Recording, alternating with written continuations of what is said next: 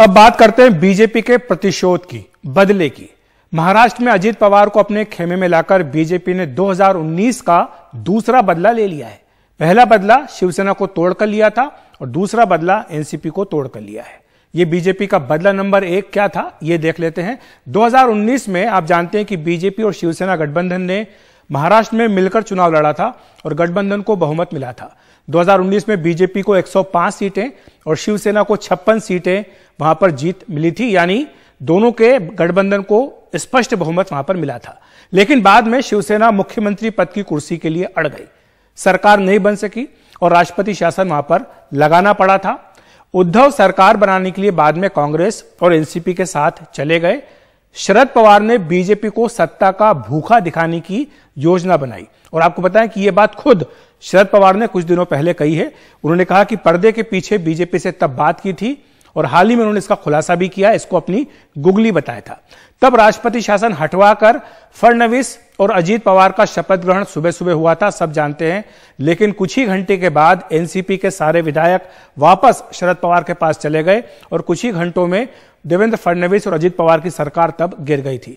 इससे बीजेपी और फडणवीस की खासी फजीयत हुई थी। बाद में बीजेपी ने शिवसेना को तोड़कर इसका बदला लिया।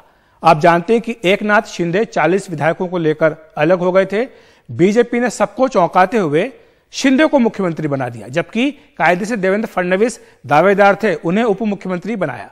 इसके बाद राज्यसभा चुनाव में भी बीजेपी ने शिवसेना के संजय पवार को हरा दिया। यह भी शिवसेना को दूसरा झटका बीजेपी ने दिया था और इस हार से भी उद्धव ठाकरे की जो पोजीशन है वो खराब हुई थी। अब बात करते हैं बीजेपी के प्रतिशोध नंबर 2 की, बदले नंबर 2 की।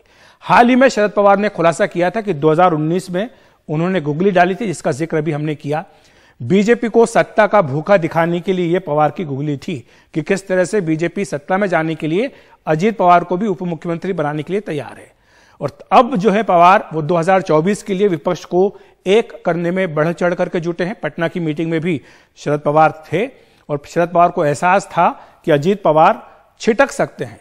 उन्होंने तभी मई में इस्तीफे का दांव चला था और बाद में जो दबाव आया उनके ऊपर पार्टी के सदस्यों का, तो उसे इस्तीफे को उन्होंने वापस ले लिया था। लेकिन जिस तरह से बाद में उन्होंने अपॉइंटमेंट किए प्रफुल्ल पटेल के, सुप्रिया सुले के, उसके बाद अजीत पवार की उम्मीदों पर उन्होंने पूरी तरह से पानी फेर दिया था। अजीत पवार चाह रहे थे कि उन्हें प्रदेश अध्यक्ष की जिम्मेदारी मिले, लेकिन ऐसा उनके साथ नहीं हुआ। उधर बीजेपी 2019 के उसी अपमान को नहीं भूली थी। पर्दे के पीछे अजीत पवार से लगातार बातचीत चलती रही थी और इस बार तो बात काफी आगे निकल गई, क्योंकि शरद पवार के करीबी प्रफुल्ल पटेल और भुजबल, छगन भुजबल को भी बीजेपी ने तोड़ लिया है। तो इस तरह से बीजेपी ने शरद पवार से भी अपने अपमान का बदला ले लिया, उद्धव ठाकरे से भी लिया और अब शरद पवार से भी ले लिया।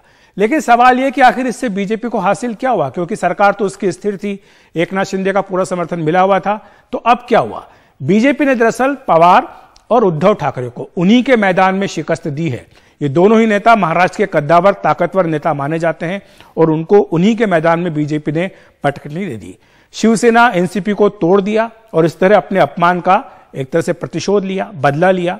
और बीजेपी ने इसी के साथ 2024 के लिए अपना गढ़ भी मजबूत कर लिया है। 2019 की अगर हम बात करें लोकसभा चुनाव की, तब बीजेपी और शिवसेना का गठबंधन था। 48 में से 25 सीटों पर बीजेपी और 23 सीटों पर शिवसेना वहां पर चुनाव लड़ी थी।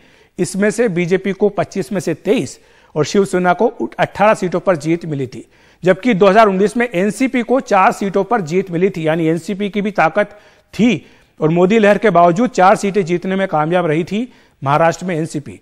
इस बार क्या होगा? एनसीपी कमजोर हो गई है, शिवसेना कमजोर हो गई है और इस बार बीजेपी शिंदे और अजीत पवार के साथ लोकसभा चुनाव में तालमेल करेगी।